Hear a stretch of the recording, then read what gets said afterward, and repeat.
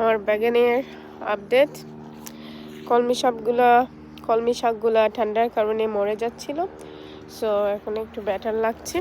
এই যে ধনেপাতা, সানকিসিং। তারপর আম গাছগুলো একটু বড় হলে মাটিতে দিয়ে দেব।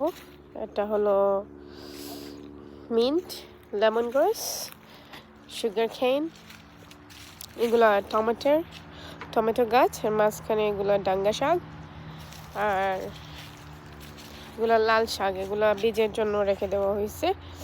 এই যে লাই শাকগুলা, আর এগুলা এই মাত্র আমি আমার লাঞ্চ করেছি এটা দিয়ে। আমি আর আমার মা, আমরা দুজন মিলে। আর এইখানে দেখেন আরো ধনিয়া পাতাগুলা, মাশাল্লাহ মাশাল্লাহ, সবাই মাশাল্লাহ বলবেন।